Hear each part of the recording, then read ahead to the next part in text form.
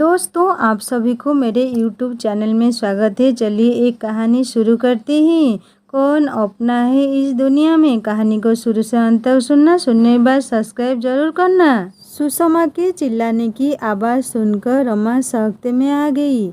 जल्दी से गैस बंद करके उसके घर की तरफ दौड़ी। स्वयं से दरवाज़ा खुला था तथा सुषमा मोंटी को गोद में लिए सहसा रोए जा रही थी। क्या हुआ मोंटी को। सुषमा की निरीह तथा पथराई दृष्टि उसे विचलित कर रही थी। क्या मोंटी मर गया।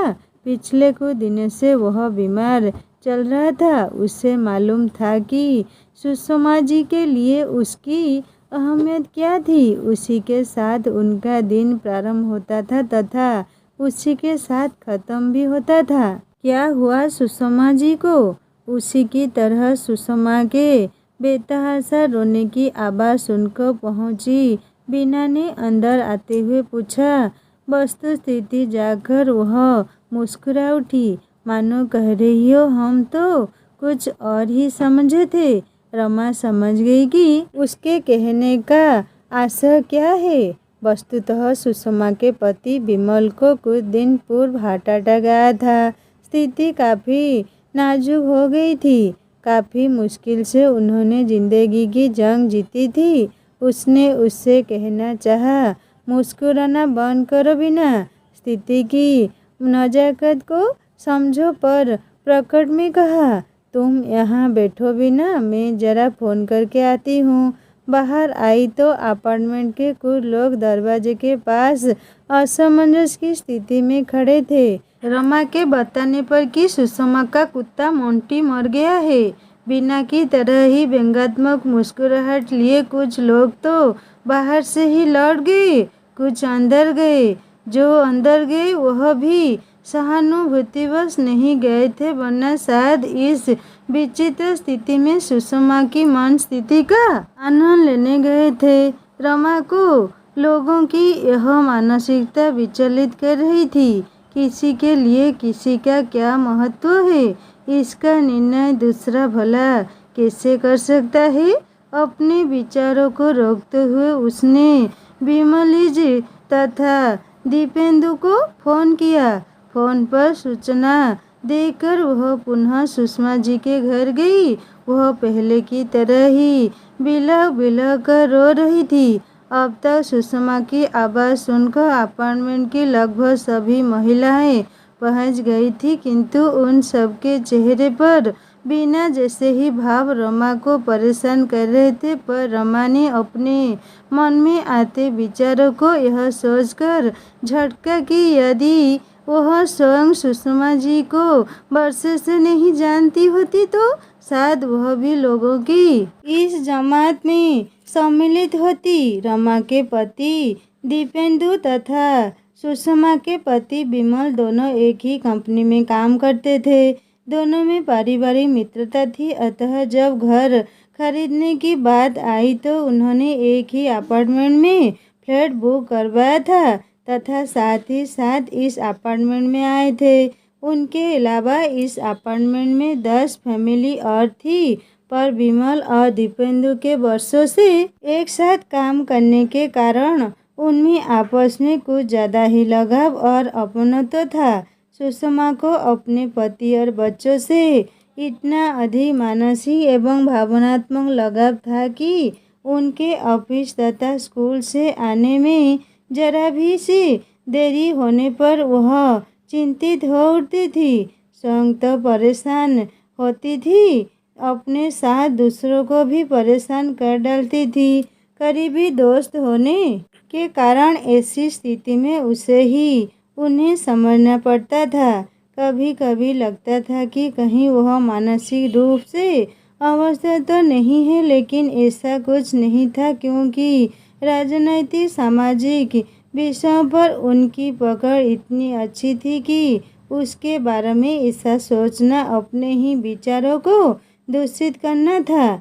ऐसे ही परेशानी भरे एक क्षण में सुषमा उससे बोली थी, रमा, शहरों में इतना ट्रैफिक रहता है कि जब तक विमल और बच्चे घर नहीं आ जाते तब तक एक अव्यक्त डर मन में समाया रहता है।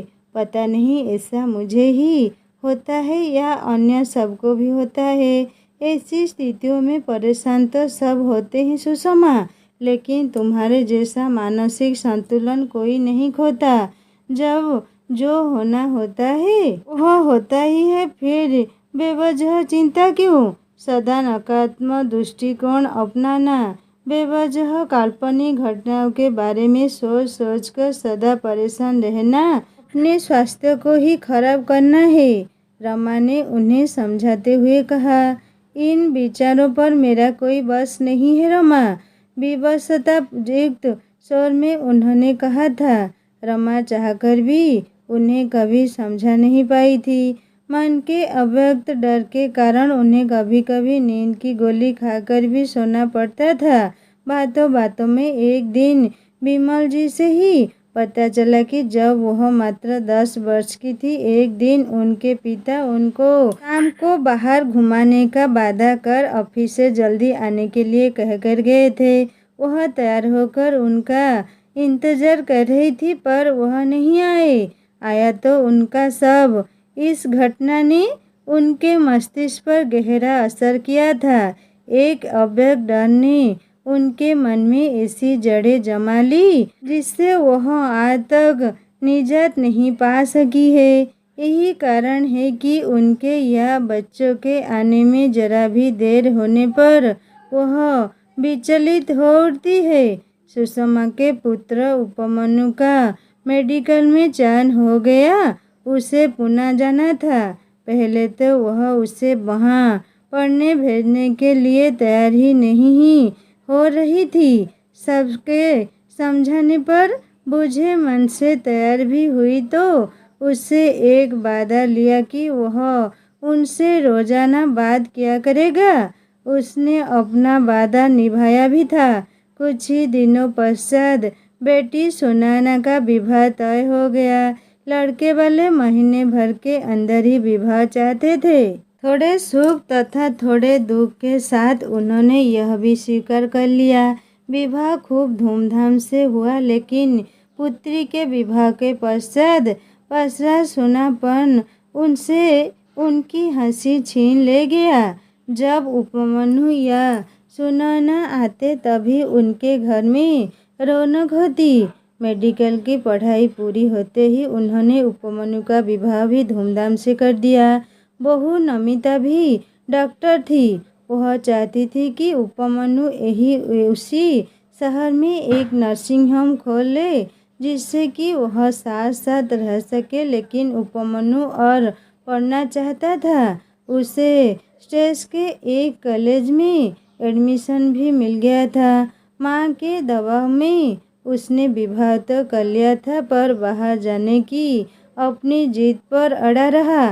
नमिता को जल्दी बुलाने का वादा करके अंततः वह चला ही गया। वह फिर वही तनाव झेलने लगी। जब तक उसका फोन नहीं आता परेशान रहती।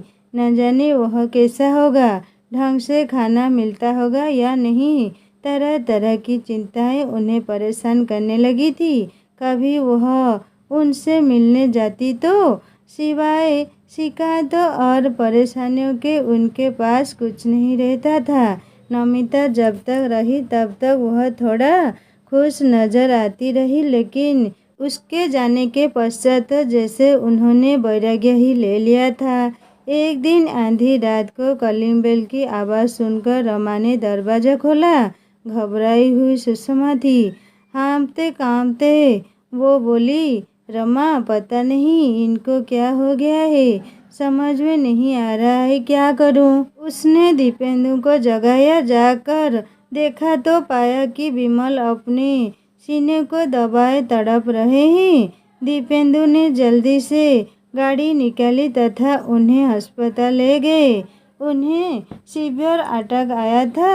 उनको तुरंत आईसीयू यूनिट में एडमिट कर लिया गया। साथ आई सुषमा की डर और घबराहट के कारण बिगड़ती हालत देखकर डॉक्टर को सुषमा को भी नींद का इंजेक्शन देना पड़ा था। दवा का असर समाप्त होते ही सुषमा के असंतुलित व्यवहार को देखकर डॉक्टर ने उनको विमल से दूर रखने को कहा, पर क्या पत्नी को पति से दूर रख पाना संभव है? दीपेंदु ने उनसे कहा भी कि वह घर जाकर आराम करे, पर उन्होंने मना कर दिया। स्थिति यह हो गई थी कि दीपेंदु हाँ विमल को देख रहे थे, वही सुषमा को रमा को संभालना पड़ रहा था। उसे उनकी हालत देखकर कभी दया आती तो कभी क्रोध।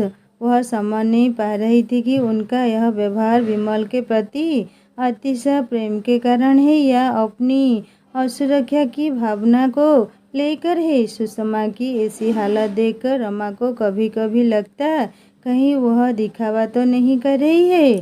प्यार तो सब करते हैं, लेकिन ऐसे कोई सूझ बूझ नहीं खोता। पति की देखभाल जितनी अच्छी तरह से पत्नी कर सकती है, उतना अन्य कोई नहीं।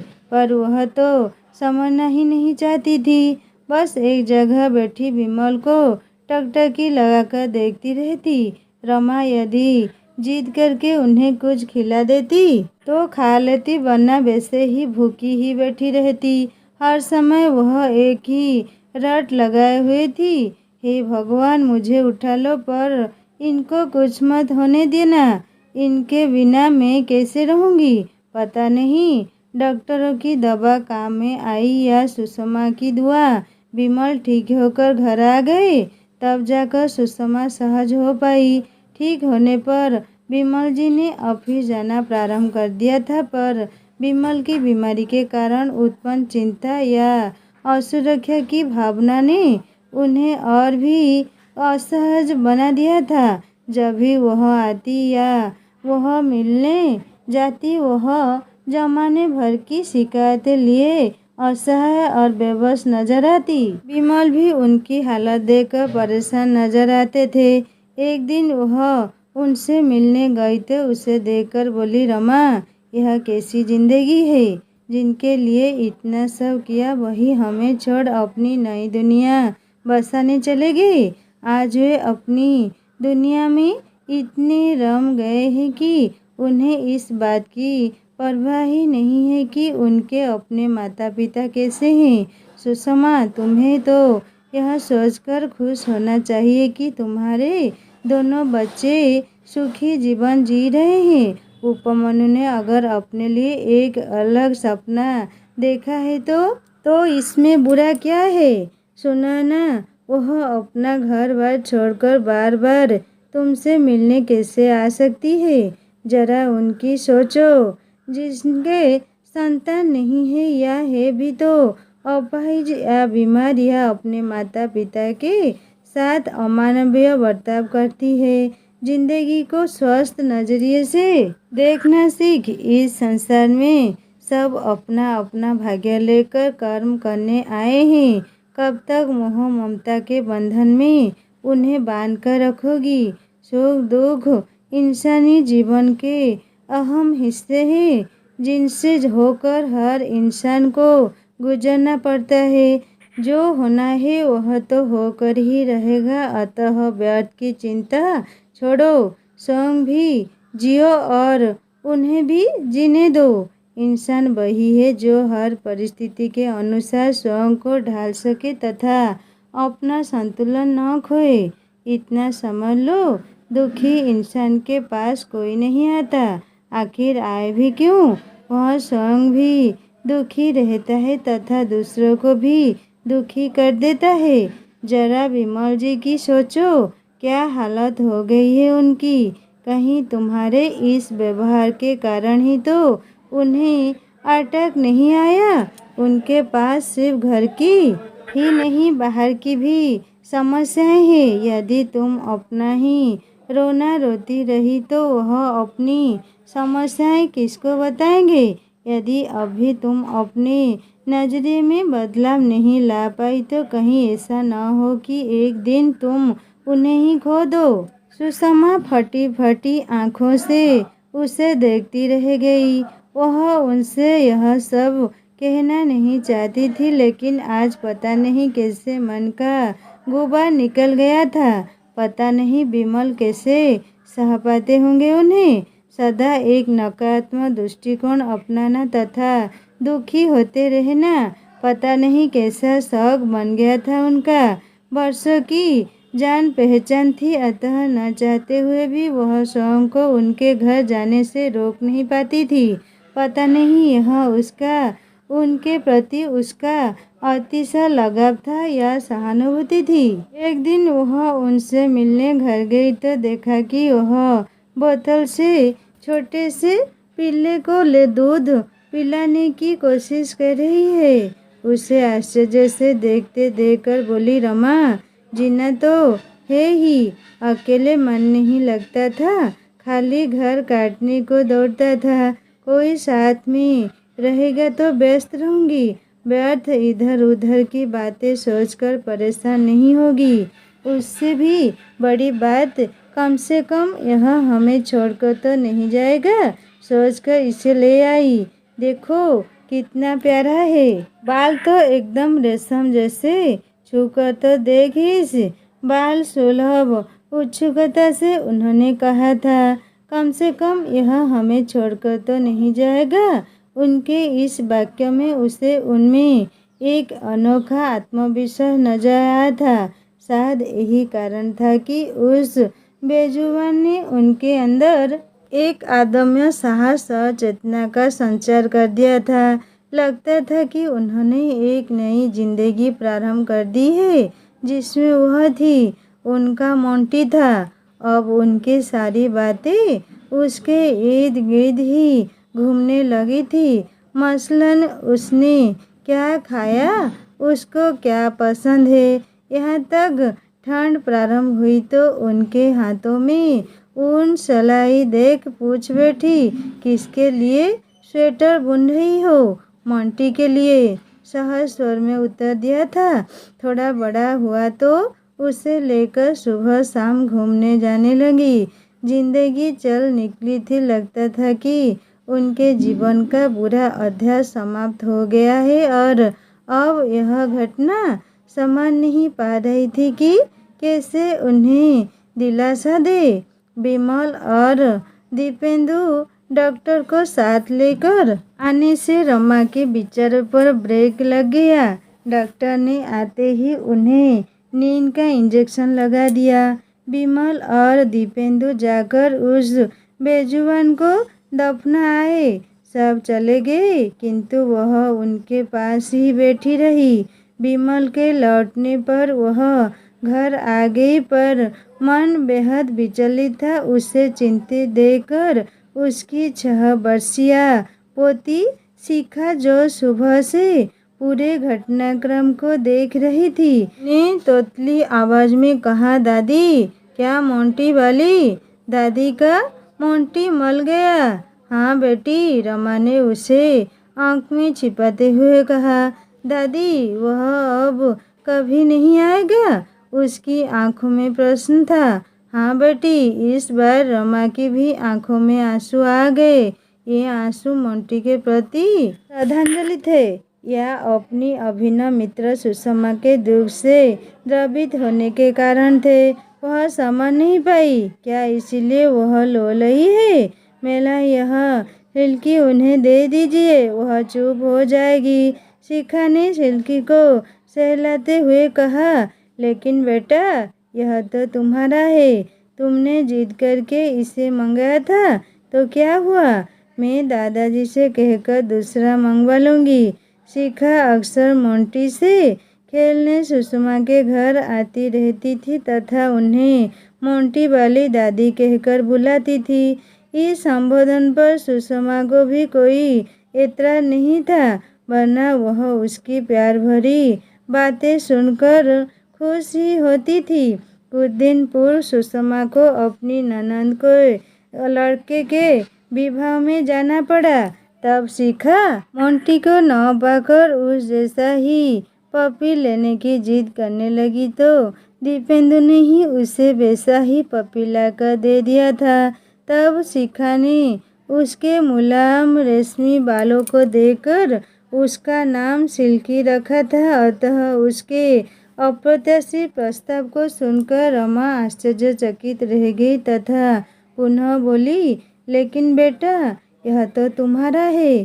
तो क्या हुआ दादी? जब मेरे पास यह नहीं था तब मोंटी वाली दादी मुझे अपने मोंटी से खेलने के लिए देती थी। अब जब उनके पास मोंटी नहीं है तब मैं अपना सिल्की उन्हें दे दूंगी। वैसे भी दादी यह मेरे साथ खेलता ही नहीं है, छोटा है ना, बस चुपचाप बैठा लगता है, अले कपड़े गंदा करता रहता है। अपनी गोली क्राक को दिखाते हुए उसने तोतली आवाज में उन्हें कहा। शायद ऐसा कहकर वह अपनी बात को उचित ठहराने का प्रयास कर रही थी, वरना जब से वह आया था स्कूल से आने के बाद वह उसके साथ खेलती रहती थी, यहाँ तक कि अपने पास ही उसे लेकर ही सोती थी, हाथ में लेकर चलने में कहीं गिर न जाए इसलिए एक छोटी सी बास्केट में कपड़ा बिछाकर वह आराम से उसमें बिठाती तथा उसमें रखकर घूमती थी। शिखा की बातों को सुनकर रमा की आंखों में आंसू आ गए। सच कितना अंतर है हम बड़ों में और बच्चों में। कहने को तो हम बड़ा होने का दावा करते हैं, लेकिन किसी के मन के एहसास को समझ नहीं पाते। तभी लोग सुषमा के दिल के एहसास को समझने की बजाय उसका मजाक बनाने से नहीं चूके। क्या प्यार इंसान सिर्फ इंसान से ही कर सकता है? यह संकुचित सोच इंसान को कितना अच्छा बना देती है। सुषमा की स्थिति पर हंसने वाले लोग यह क्यों नहीं भूल जाते हैं, इंसान न केवल सजीव चीज वरना निर्जीव चीज से भी प्यार करता है, तभी तो वह अपनी पुरानी से पुरानी चीज सहज कर रखता है।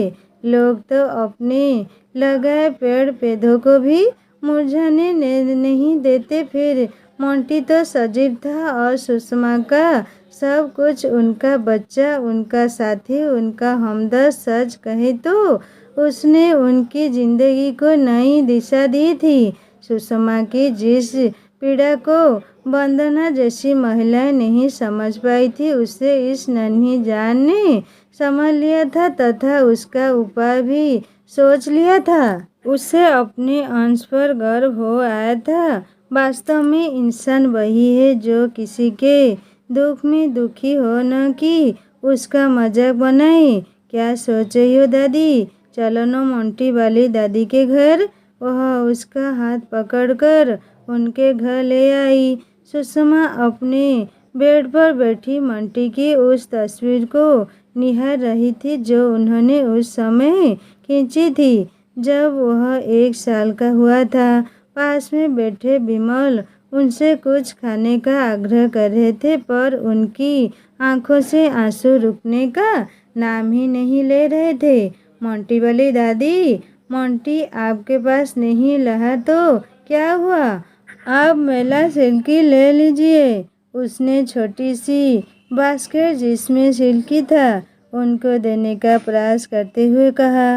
नहीं बेटा, यह तो तुम्हारा है। सुषमा ने अपने आंसू पोंछते हुए उससे कहा। दादी, यह आपका भी तो है।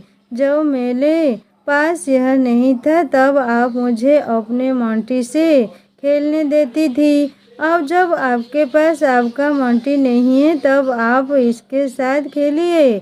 मैं अपने इस डंगी से खेल लूँगी। उसने अपने दूसरे हाथ में पकड़े सॉफ्ट टॉय वाले खिलौने की तरफ इशारा करते हुए कहा। जुग जुग जियो मेरी बच्ची, तुमने मेरे लिए इतना सोचा वही मेरे लिए बहुत है, पर तुम्हारी दादी तुमसे तुम्हारा सिल्की कैसे ले सकती है? कहते हुए उसने शिखा को गोद में उठाकर अपने सीने से लगा लिया। मैंने जिसे चाहा वही मुझसे दूर चला गया, पर अब मैं किसी के मोह के जाल में नहीं फंसूंगी। अब मैं जीऊंगी तो सिर्फ अपने लिए। सुषमा ने अपने आंसू पोंछते हुए उससे ज़्यादा शायद स्वयं को कहा था। तुम ही कहती थी ना कि छोड़ दो मोह ममता, बैठ की चिंता, जो होना होगा वह होगा ही। शायद तुम ठीक थी रमा। अब मैं किसी के मोह के जाल में नहीं फंसूंगी, सिर्फ अपने लिए जीऊंगी। रमा को आश्चर्य से अपनी ओर देखते देखकर सुषमा पुनः बोली। रमा सोच रही थी कि मोह के जाल का तिलिस्म सच बड़ा ही दुखदाई होता है। वस्तुतः जो इससे छूट पाता है वही सुख शांति से रह पाता है, पर आज तक क्या कोई तिलिस्म से निकल पाया है? कहना आसान है पर अमल में लाना बहुत ही कठिन है। पर फिर भी सुषमा जी के दृढ़ निर्णय से कहे वाक्य ने एक नई सुबह का संकेत दे ही दिया था। मोह के जाल के दायरे में कैद जिंदगी को जीने की राह मिल गई थी। दोस्तों, कहानी को यहीं पर ख़त्म करती हूँ। कहानी कैसी लगी मुझे ज़रूर कमेंट करके बताएगा, और अच्छी लगी तो लाइक करना, दोस्तों से शेयर करना, सब्सक्राइब करके बेल आइकन दबा देना। नमस्ते।